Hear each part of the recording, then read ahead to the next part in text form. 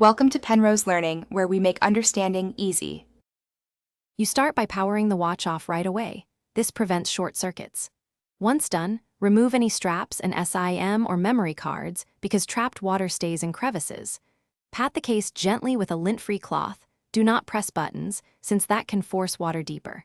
Make sure to work on a clean tray under a magnifier and have small tools ready. This first phase prepares you to open the case safely and reduces further damage before detailed drying. You now open the case with the right screwdriver and keep screws organized. Gasket orientation matters for future water resistance.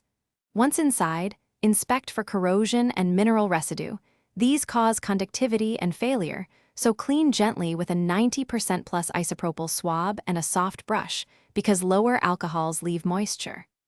After cleaning, place the watch and parts in an airtight container with plenty of silica gel for 20. You reassemble by replacing or lightly lubricating the gasket and seating it evenly. Tighten screws to manufacturer spec so the seal functions.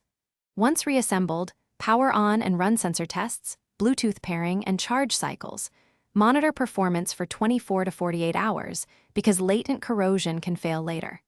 If the watch shows flaky sensors, charging issues, or won't power, the key troubleshooting tip is to consult board-level repair.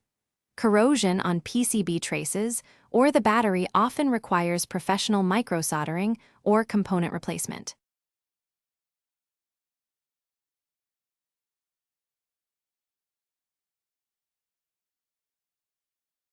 Thanks for watching. If this was helpful, leave a like and consider subscribing. See you next time.